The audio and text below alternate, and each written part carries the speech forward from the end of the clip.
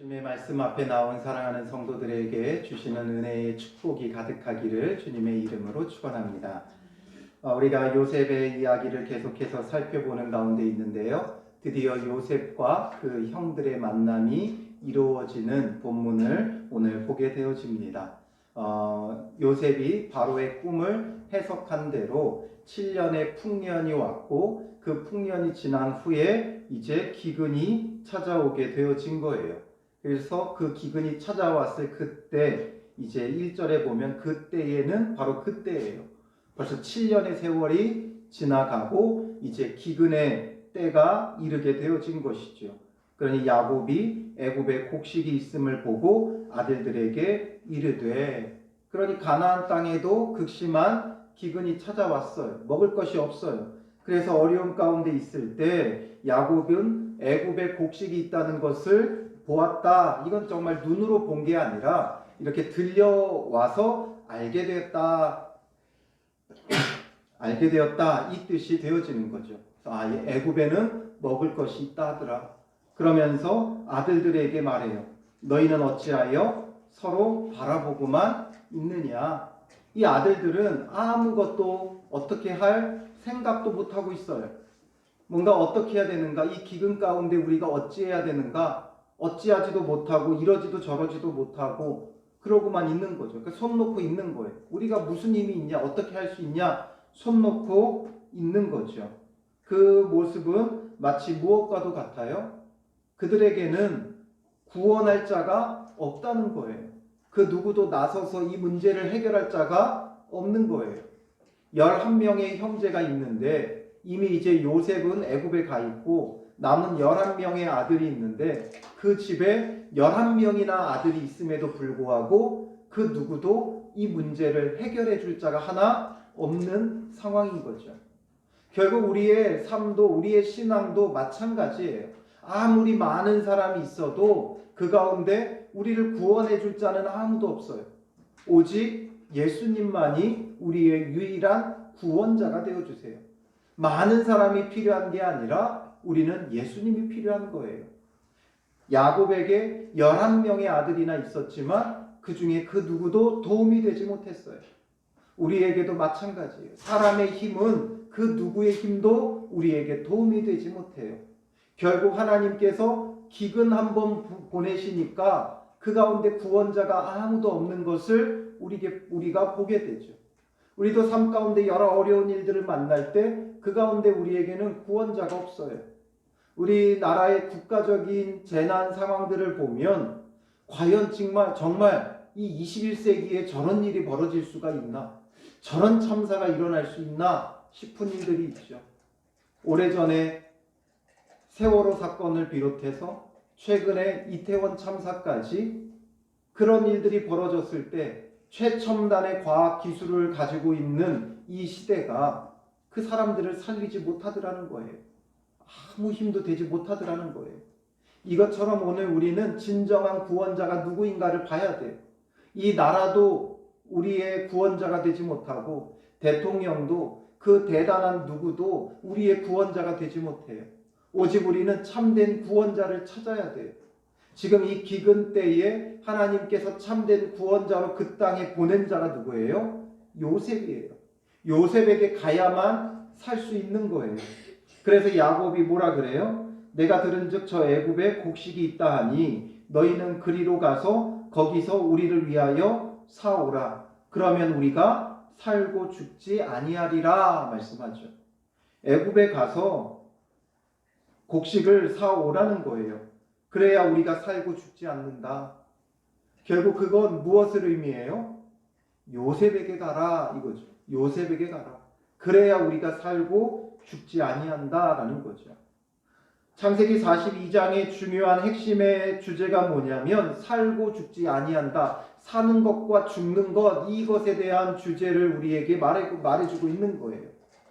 우리가 이 세상 속에서는 죽을 수밖에 없으나 살 수 있는 유일한 방법은 하나님이 보내신 구원자다라는 것을 우리에게 말해주는 거예요.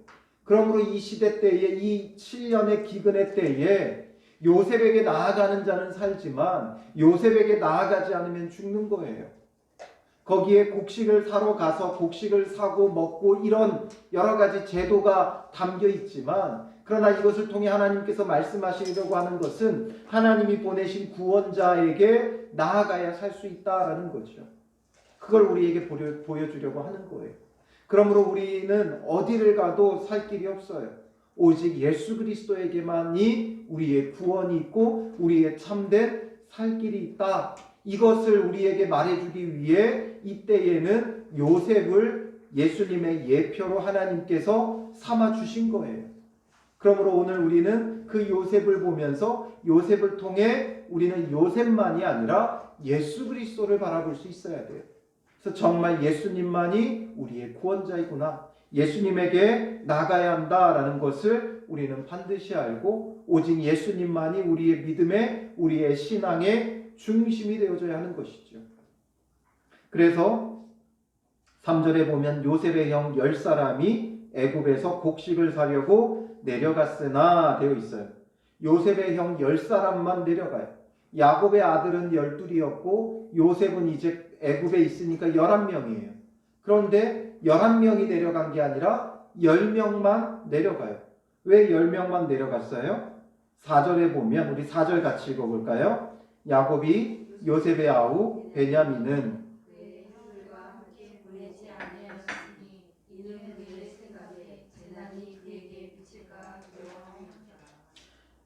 야곱이 베냐민은 보내지 않아요. 왜 보내지 않았어요? 요셉 같은 일이 또 벌어질까봐 두려운 거죠. 혹시나 이제 저 베냐민까지 잃으면 어찌하나 그 마음이 있는 거예요. 요셉과 베냐민은 누구의 아들이에요? 야곱이 누구에게서 낳았어요? 라헬에게서 낳았어요. 라헬은 야곱이 가장 사랑한 아내였죠. 그러니까 자기의 사랑하는 아내 라헬도 죽었어요. 그러니 그 라헬의 흔적은 누구에게서밖에 찾을 수 없어요? 그의 아들들에게서밖에 찾을 수 없어요. 자기가 그토록 사랑했던 여인인 라헬의 흔적은 그의 아들들을 통해서만 볼 수 있는데, 그 아들 첫째는 요셉은 잃어버렸고 이제 베냐민만 남아있어요.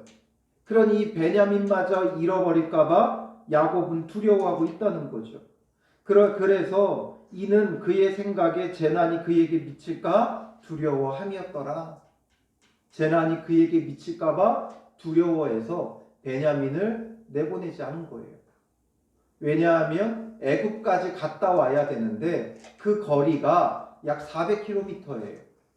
400km를 지금 기근의 상황에 갔다 온다는 것이 결코 쉬운 일은 아니에요. 400km를 갈 식량이 필요하죠. 올 때는 뭐 사서 돌아오면 되니까.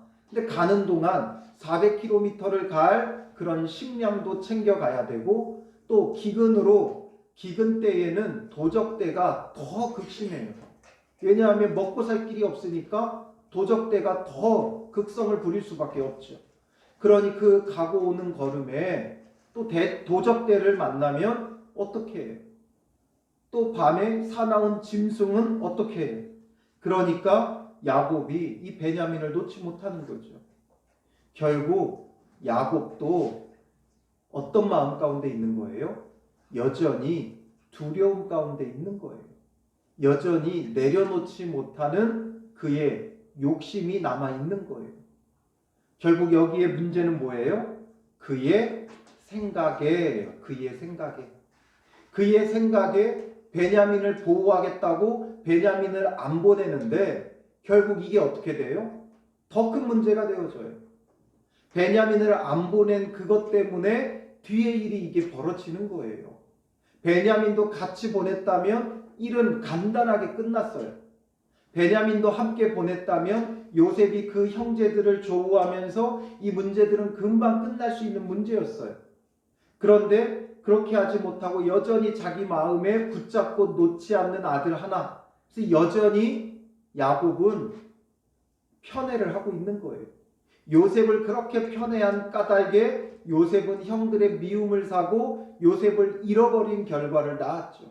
잘못된 그 편애가, 그 사랑이 요셉을 잃게 했는데 여전히 깨닫지 못하는 거예요. 그래서 아들들에게 속아서 일평생 슬픔 가운데 보낸 거예요. 자기가 사랑하는 아들 요셉을 잃은 것 때문에 슬프게 보내다가 이제는 또 그 베냐민마저 잃을까봐 여전히 놓지 않고 붙잡고 있는 그 모습을 보여주죠. 결국에 이 문제는 뭐예요? 그의 생각 때문이라는 거예요. 내 생각이 늘 문제가 되는 거예요. 하나님의 생각이 중요하지 내 생각이 중요하지 않아요. 내 생각은 늘 어디서부터 와요? 경험으로부터 와요. 경험으로부터 오는 생각이다 보니까 사람들은 내 경험상 이게 굉장히 지혜로운 것이고 이렇게 해야만 한다라고 생각하면서 오히려 그걸 더 붙잡게 되어지죠. 그 자기의 생각 때문에 자기가 틀리다고 생각하지를 못해요. 자기가 잘못하고 있다는 생각을 못해요. 그러니까 그 생각 때문에 자꾸만 붙잡는 그것이 문제가 되고 자기의 발목을 잡는 거예요. 오늘 여러분들은 어떤 생각에 사로잡혀 있습니까? 어떤 생각이 여러분들을 붙잡고 있습니까? 우리의 그 생각을 끊어내야 돼요.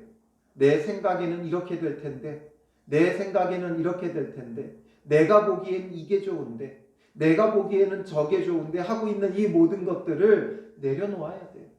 그것보다 먼저 주님 보시기에 어떨까? 주님은 어떤 생각을 하고 계시고 주님은 어떤 뜻을 가지고 계실까? 이걸 생각해야 돼요.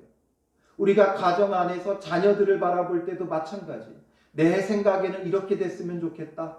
내 생각에는 저렇게 됐으면 좋겠다. 이런 생각을 내려놓고 주님께서 우리의 자녀들을 어떻게 바라보실까? 주님은 우리 자녀들을 향해 어떤 생각을 갖고 계실까?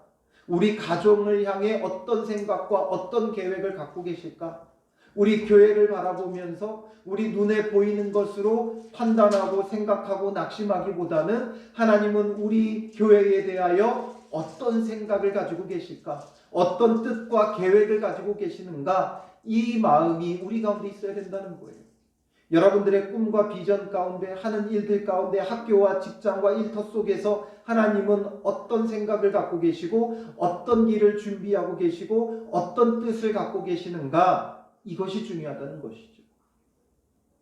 야곱의 그의 생각이 큰 문제가 되어져요. 그걸 이제 우리는 쭉 보게 되어질 거예요. 그래서 5절에 보면 이스라엘의 아들들이 양식을 사러 간 자 중에 있으니 가나안 땅에 기근이 있음이라. 이제는 그 아들들이 애굽에 양식을 사러 갔고 그 양식을 사러 간 자 중에 있었다. 왜 그래요? 가나안 땅에 기근이 있었기 때문이죠. 그러니까 결국 이 기근에서 피할 자가 아무도 없었어요. 애굽뿐만 아니라 가나안 땅 온 세계가 이 기근으로 어려움을 겪고 있는 거예요. 그럴 때에 요셉이 나라의 총리로서 그 땅 모든 백성에게 곡식을 팔더니 되어 있죠. 이제 요셉은 총리로서 그 곡식을 팔고 있어요. 그들에게 살 수 있는 유일한 길은 요셉에게 가서 곡식을 사는 거예요. 그거 외에는 방법이 없어요. 어떤 방법도 없어요. 그 풍년의 때를 다들 이해하지 못했어요. 지금 찾아온 이 풍년을 사람들은 해석하지 못했었어요. 지나온 7년 동안 풍성할 때 사람들은 이 풍요로움이 어떠한지 몰랐고 그래서 이것이 마치 영원할 것처럼 먹고 마시고 시집가고 장가가고 즐기면서 살아갔어요. 그러다 보니까 하나님이 주시는 심판의 때, 기근의 때가 도적같이 찾아오게 된 거죠. 그러니 요셉에게 가지 않으면 방법이 없는 거예요. 그래서 6절에 보면 이제 뒷부분에 요셉의 형들이 와서 그 앞에서 땅에 엎드려 절하매 되어 있죠. 이제 요셉은 그냥 곡간지기 정도가 아니라 애굽의 총리예요. 그리고 그 애굽에만 있는 유일한 곡식 창고, 그 어디에서도 없는 유일한 이 곡식 창고의 모든 권한은 요셉에게 있어요. 그러니까 요셉에게 잘못 보였다가는 진짜 말 그대로 우리 표현으로는 국물도 없어요. 국물도 없어. 그러니까 요셉 앞에 오면 자연스럽게 마치 애굽의 왕 바로에게 하듯이 모두가 다 땅에 엎드려 절했어요. 그에게 잘 보여야 뭐라도 하나 더 얻을 수 있기 때문인 거죠. 그리고 이제 형들이 와서 땅에 엎드려 절하게 되어져요. 이 모습은 우리가 앞서서 어디서 보았어요? 창세기 37장 5절부터 9절에 보면 요셉이 꿈으로 꿨던 장면이죠. 형님의 곡식단이 자기 곡식단에 절하고 해와 달과 11별이 자기에게 절하는 꿈을 꿨었죠. 거기서 그 절함에 엎드려 절한다라는 그 표현이 바로 이 표현과 같은 단어예요. 그래서 결국 그 꿈대로 이루어져감을 보게 되어져요. 그런데 문제가 있죠. 거기와 다른 게 하나 있어요. 꿈과 다른 게 하나 있어요. 그게 뭐예요? 11별이 엎드려 절해야 되는데 와서 절한 건 몇 개의 별이에요? 지금 10개밖에 안 되는 거죠. 10명밖에 안 왔어요. 요셉은 그걸 보면서 딱 뭘 생각했겠어요? 하나 부족하다. 하나 부족하다. 그건 하나 더 해가지고 더 큰 영광을 받으려고 하는 것이 아니라 딱 보니까 누가 빠졌어요? 자기의 동생 베냐민이 빠진 거예요. 야곱에게 12명의 아들이 있었는데 어머니에 따라서 그 아들들을 분류를 해요. 물론 다 형제들이죠. 그러나 이복 형제들이잖아요. 그러다 보니까 어머니를 중심으로 그 형제들은 친형제이기 때문에 조금 더 끈끈한 우애들이 있어요. 그럼 어디서도 볼 수 있냐면 디나가 강간당했을 때 앞장서서 그 일을 해결했던 게 다 누구예요? 디나의 친형제, 친오라버니들. 다 누구의 아들, 딸들이에요? 레아의 아들, 딸들. 레아의 딸이었던 디나가 강간당하니까 모든 오라버니들이 분개했지만 그 가운데서도 특별히 시므온과 레위가 거짓으로 그들을 세겜 족속을 속이고 완전히 몰살시키죠. 이 시므온과 레위 전부 다 레아의 아들들이었어요. 그러니까 이들 안에 결속력이 있는 거죠. 그래서 이런 것처럼 그 어머니에 따라서 결속력이 조금 더 있어요. 그러니 요셉은 자기 어머니 라헬에게서 유일한 진짜 친형제는 베냐민밖에 없죠. 근데 베냐민 하나가 없는 거예요. 그때 요셉의 마음은 뭐가 있겠어요? 아버지가 여전히 우리 아버지가 변하지 않는구나. 여전히 편애하고 있구나. 그러니 베냐민도 어떠하겠어요? 형들에게 미움을 사서 형들로부터 늘 미움당하고 또 형들에 의해 어떤 일을 당할지 모르겠구나 이 생각을 한 거예요. 그래서 형들을 만났지만 거기에서 자기 신분을 밝히지 않아요. 왜냐하면 거기에는 이제 두 가지 이유가 있는데 그 중에 첫 번째가 바로 이 베냐민 때문인 거예요. 베냐민을 보호해야 되는 거예요. 만약에 베냐민이 형들하고 같이 오게 되어지면 그 속에서 이 베냐민이 또 미움 사서 죽임당하거나 팔려간다거나 이런 일이 벌어질 수 있기 때문에 베냐민을 보호해야 되는 아주 중차대한 문제가 생긴 거죠. 그래서 요셉이 어떻게 해요? 7절에 보면 보고 형들인 줄을 아나 모르는 채 하고 엄한 소리로 그들에게 말하여 이르되 엄한 소리 굉장히 무서운 엄한 말투로 너희가 어디서 왔느냐 묻죠. 그러니 형들이 뭐라고 대답해요? 곡물을 사려고 가나안에서 왔나이다 말이에요. 8절에 가면 요셉은 그의 형들을 알아보았으나 요셉은 대번에 알아봤어요. 어떻게 알아봤겠어요? 그동안 형들을 기다리고 있었죠. 하나님께서 왜 자기를 여기 보내셨는지 요셉은 알고 있어요. 그러니 빨리 형들이 이제 찾아오게 되면 이제 그 아버지의 집 가나안 땅에서 기근을 만나 죽을 수밖에 없는 그 아버지의 집을 자기가 구원해야 된다라는 사실을 알고 기억하면서 형들이 언제 오나 늘 기다리고 있었던 거예요. 그 모든 일대가 양식을 사려고 애국으로 모여들고 있었기 때문에 언젠가 형들도 올 텐데 우리 형들은 언제 오나 이것을 기다리고 있었기에 대번에 알아봐요. 얼마의 시간이 지났어요? 요셉이 애굽의 총리가 될 때까지 13년이 걸렸죠. 보디발의 집에서 10년, 또 옥에 갇혀서 3년. 그러니까 17살 소년이 와서 30세의 총리가 됐어요. 그리고 형들을 만난 게 아니라 그 뒤에 이어서 7년 동안 풍년의 시간이 지나갔죠. 그러면 총 몇 년이 지난 거예요? 20년의 시간이 지나간 거예요. 20년 만에 형들을 본 거예요. 7년의 풍년이 지나자마자 형들을 만난 건 아니겠죠. 기근이 찾아왔고 그 기근을 버티다 못 버텨서 왔으니까 최소한 1년 정도 더 했을 거예요. 한 20년에서 21년 정도의 세월이 지나고 나서 형들을 봤어요. 그런데 팔려올 때 요셉은 17살이었지만 형들은 이미 다 성인이었기에 20년의 세월이 지나도 외모가 크게 바뀌지 않았어요. 물론 많이 늙기는 했겠죠. 20년 동안. 그런데 그냥 딱 보면 알 수 있을 정도예요. 그러나 그 형들이 요셉을 봤을 때는 완전히 다른 문제죠. 왜 그래요? 17살에 팔아버렸는데 이제 38, 7 정도 나이가 됐어요.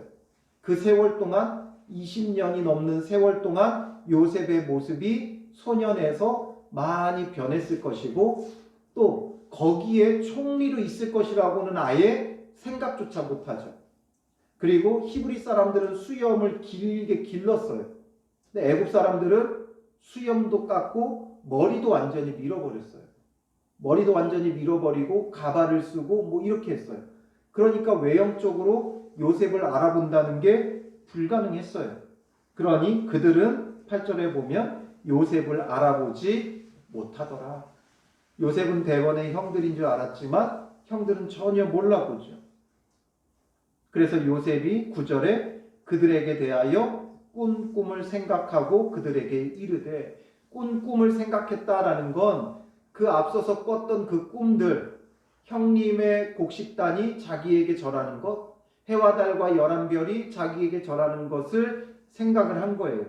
그러면서 말하는 것은 무엇 때문이에요?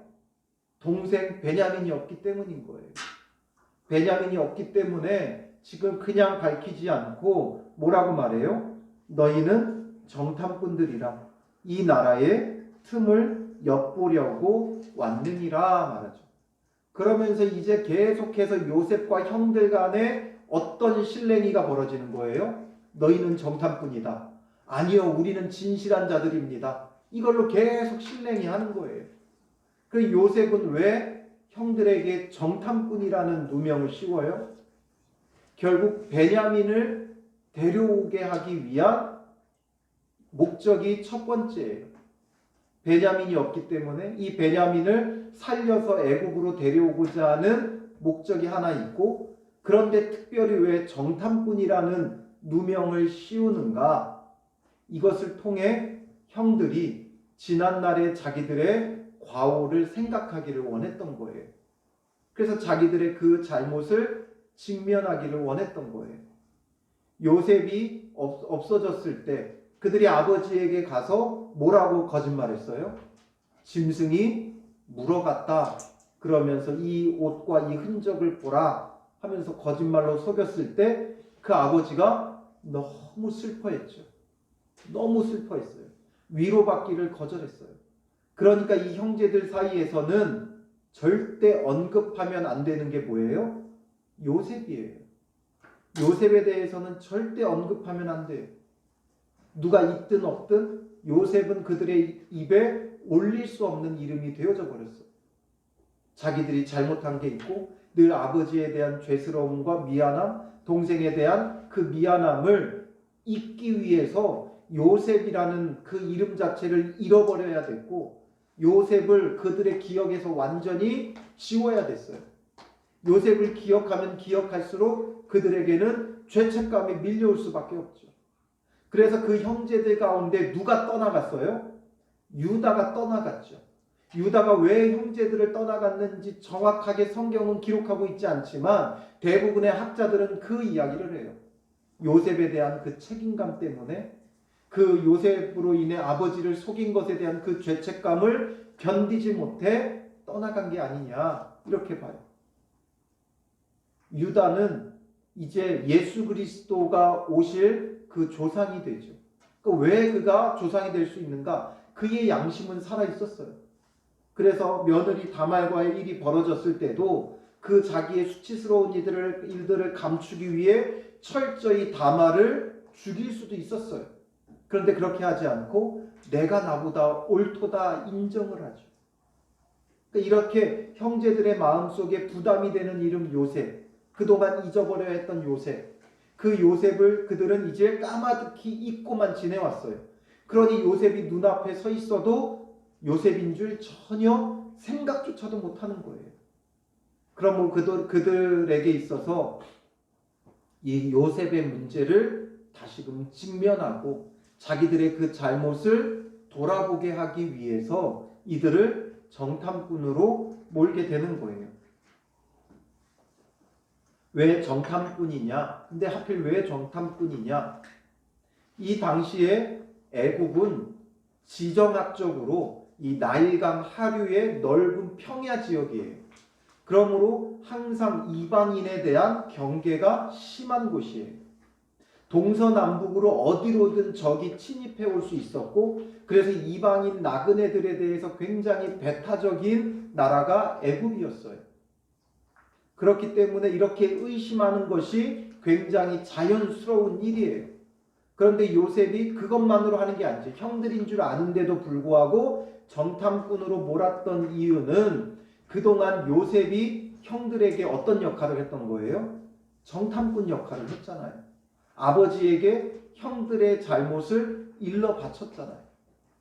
그러니까 우리가 모르지만 그 아버지가 형들을 잘 보고 양떼가 잘 있는지 살펴보고 오라고 보냈을 때, 형들에게 요셉이 왔을 때, 꿈꾸는 자가 온다고 하면서 요셉이 왔을 때 형들이 요셉에게 뭐라고 했겠어요? 야, 어서 와라, 이게 아니죠. 죽이려고 하는 마음이 있으니까 너 우리 정탐하러 왔냐? 이랬을 거예요. 너 우리 정탐하러 왔냐? 또 아버지에게 뭘 이르려고 우리를 정탐하라고 왔냐? 아마 이랬을 거예요. 그러니까 요셉은 그 말을 떠올리게 하고자 하는 거예요. 정탐꾼이라는 그 말 속에서 요셉을 떠올리기를 원했고, 그리고 사람이 억울한 일을 당하면 당할수록 어떻게 해야 돼요? 어떻게 돼요? 분노가 치밀을 수도 있지만 그건 뭔가 대등한 관계에 있을 때예요. 나보다 훨씬 높은 사람에게 억울한 일을 당하면 사람들은 자연스럽게 분노가 아니라 내가 도대체 뭘 잘못했나를 생각하게 되어 있죠. 내가 뭘 실수했나? 내가 뭘 잘못했나? 자기의 잘못을 돌아보게 되어져 있어요. 그러니까 요셉은 형들로 하여금 자기들의 잘못을 돌아보고 그 잘못을 회개하게 하기 위해서 지금 이런 일을 꾸미는 거예요. 왜냐하면 용서와 화해는 달라요. 용서는 내가 일방적으로 할 수 있지만 화해를 하기 위해서는 쌍방 간의 모든 문제가 해결이 돼야 화해가 되는 거예요. 용서는 내가 그냥 하면 돼요. 그런데 화해하기 위해서는 쌍방 간의 이 모든 것이 다 치료가 되어져야 돼요. 해결이 되어져야 돼요. 그러니 요셉을 팔았던 그 문제에 대해서 다 해결이 되어져야 이제 형들과 화평을 누리며 지낼 수 있는 거예요. 그래서 하나님과 우리가 화해를 하고 화평을 맺기 위해 하나님께서 하신 게 뭐예요? 그냥 우리를 아들로 자녀로 삼아주신 것이 아니라 예수님을 십자가에 못 박게 하신 거예요. 우리의 죄에 대한 것을 씻어주기 위해 우리가 그 죄를 깨닫고 회개하고 그러므로 그 죄의 대가를 치르신 예수님 때문에 우리의 죄를 철저히 깨닫고 회개하고 돌이킴으로 하나님과 우리가 화평을 맺는 거예요. 예수님이 십자가에 죽으셨다, 이것만으로 우리가 하나님과 화평을 누리는 게 아니라 십자가의 그 죽으심이 우리로 하여금 우리의 죄의 문제를 해결하게 하는 거예요.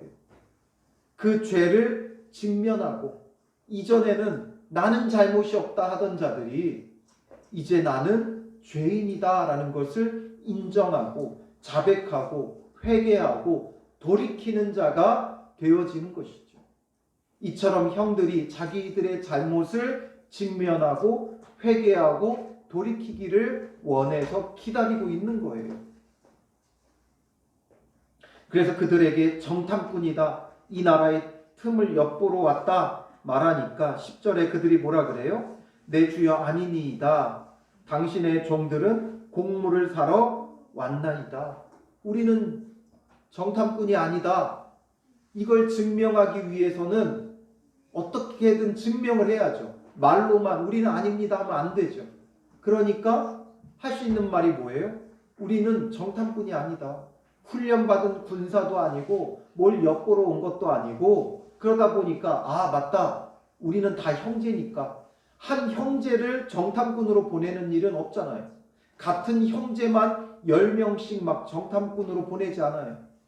이스라엘이 가나안 땅에 들어갈 때 그 정탐꾼도 각 지파에서 한 명씩 12명을 보내게 되죠.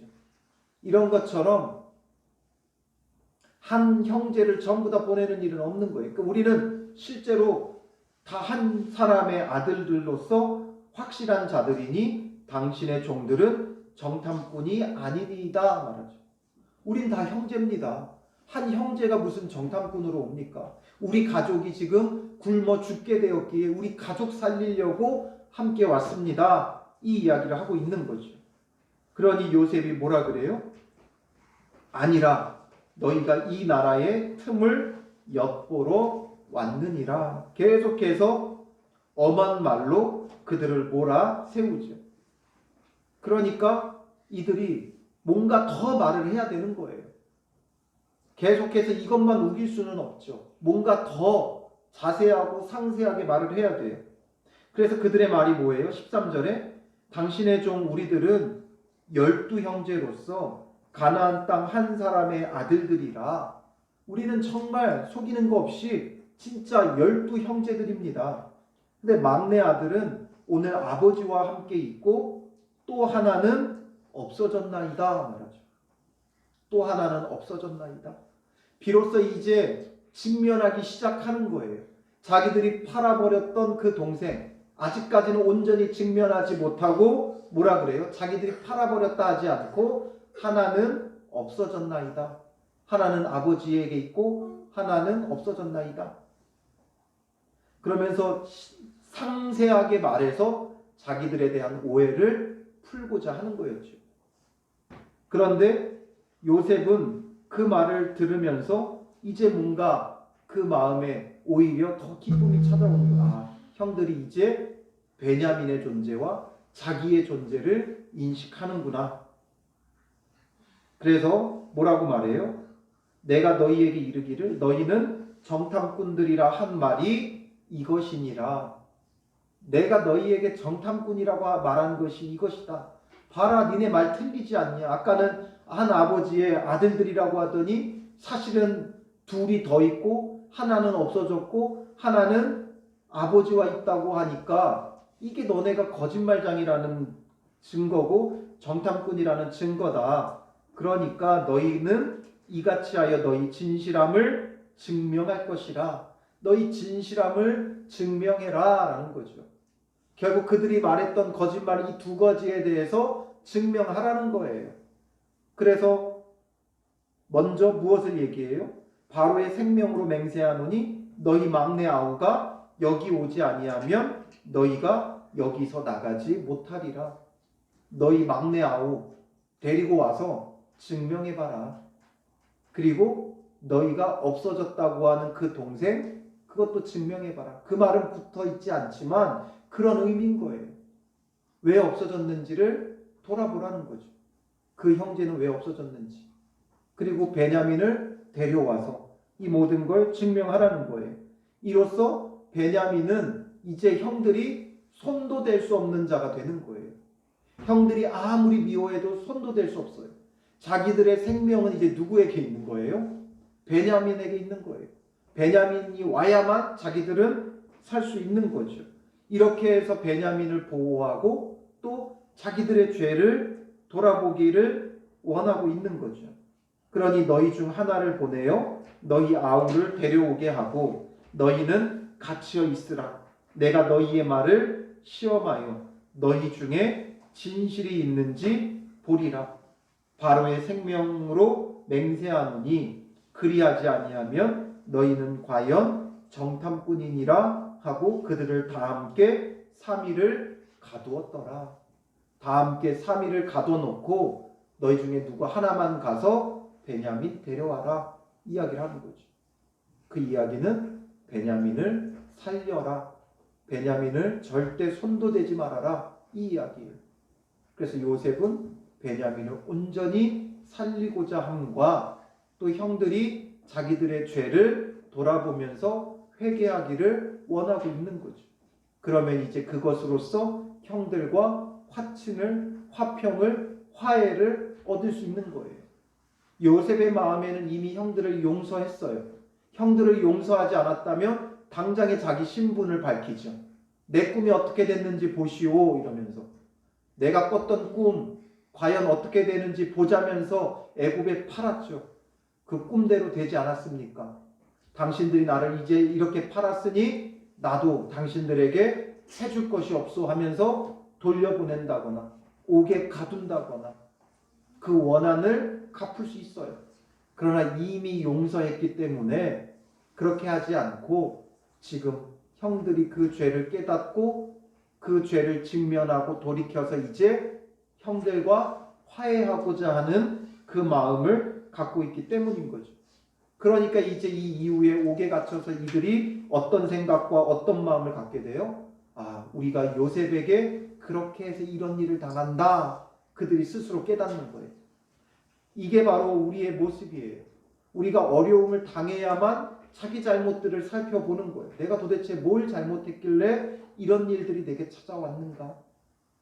이들은 지금 얼마나 억울하고 원통했겠어요. 처음에는 억울하기만 했어요. 우리를 왜 정탐꾼이라고 해? 억울하기만 했어요. 우리가 도대체 뭘 잘못했을까? 돌아보니까 하나님 앞에 우리가 이런 거짓을 행했구나. 동생을 미워하고 팔아버리고 아버지를 속이고 결국 우리가 그렇게 했기 때문에 이런 일을 당하는구나 깨닫게 되죠. 결국 그 속에서 형들은 자신들의 죄인됨을 보는 거예요. 오늘 우리도 마찬가지예요. 우리한테 왜 죄인이라고 그래? 내가 누구보다 선하게 살았고 정직하게 살았고 교회에서 예배란 예배는 정말 철저히 지키며 드렸고 내가 열심히 신앙생활했고 누구 못지않게 헌신하며 열심을 다했는데 왜 나한테 죄인이라고 해? 이게 우리의 마음이지 않습니까? 그러니 결국에는 우리가 우리의 죄를 직면하지 못하는 거예요. 그러나 어려움 속에 우리 자신을 돌아보게 되죠. 내가 도대체 뭘 잘못했길래 주님께서 이런 고난과 어려움들을 주시는가? 이걸 살펴보면 내가 이래서 죄인이었구나. 이걸 깨닫게 되어지는 거예요. 결국 우리는 내가 죄인이라는 걸 직면하는 것, 이게 굉장히 중요해요. 우리는 우리 교회 성도들을 보면 전부 다 신앙에 열심히 있어요. 다른 사람들보다 선해요. 참 착해요. 누구보다 참 헌신 많이 해요. 그런데 너무나도 귀하죠. 그런 사람들의 단점이 뭐냐면 자신이 죄인이라는 걸 잘 알지 못해요. 여러분들을 비난하기 위해서가 아니라 제가 그러했어요. 모태신앙으로 태어나서 어려서부터 목사의 꿈을 갖고 20살이 되면서 신학대학교 다니고 신학대학원 가고 목사 안수 받고 결국 다 교회의 테두리 안에서 하나님 앞에 헌신하며 살아왔어요. 그리고 이렇게 신앙생활을 하면서 보니까 내가 그냥 죄인이다라는 것은 그냥 교리적인 거예요. 교리적으로 그냥 인정하는 거예요. 죄인이라는 것. 그러나 내가 정말 철저히 죄인이고 정말 죽을 수밖에 없는 죄인이라고까지는 느끼지 못하며 신앙생활을 해왔어요. 그러나 말씀 앞에서 나의 죄인됨을 직면하게 되는 그 순간부터 교리적인 모든 사람이 죄를 범하였음에 하나님 영광에 이르지 못하더니라는 것이 이제는 내가 정말 하나님의 영광에 이를 수 없는 죄인이구나라는 것을 철저히 깨닫는 자리로 가게 되어지더라고요. 내가 왜 죄인인지가 분명해야 돼요. 아, 이러이러해서 내가 죄인이구나. 나의 욕심과 나의 정욕과 나의 이러함과 감추고 싶었던 이런 죄들을 우리가 직면하게 될 때, 그때 예수님의 십자가의 보혈은 우리에게 능력이 되어지는 거예요. 구원의 능력이 되어지는 거예요. 요셉과 왜 이렇게 지루하게 실내게 하느냐? 결국에는 형들이 자기 죄를 직면하게 하고 그럼으로써 진짜 구원의 은혜를 누리게 하고자 하는 요셉뿐만 아니라 하나님의 계획하심이 그 가운데 담겨 있는 거예요. 요셉이 개인적인 감정으로 그들을 몰아세우는 것이 아니라 아마 하나님이 주신 지혜였을 것이고 하나님께서 그렇게 행하라 하셨을 거예요. 형들이 자기 죄를 직면하게 하고 그러므로 그 이후에 화해하고 화평을 누리라는 마음을 주셨을 거예요. 오늘 우리도 마찬가지예요. 우리의 마음에 그 죄를 직면하지 못하면 하나님과 우리와의 관계는 화목함과 화평을 누릴 수 없어요. 그냥 일방적인 것이 될 수밖에 없죠. 일방적인 예배, 일방적인 기도, 일방적인 헌신, 일방적인 헌금이 될 수밖에 없어요. 신앙이 우리의 일방적으로 하는 자기 만족, 자기 위안의 신앙생활이 되지 말고 예배드려서 그 마음에 그냥 자기의 위안을 얻는 자가 아니라 하나님과 쌍방간의 참된 화평함을 누리고 평강을 누리고 은혜를 누리는 그런 신앙생활이 되어줘야 하는 거죠. 그러기 위해서는 먼저 나의 죄를 직면해야 한다는 거예요.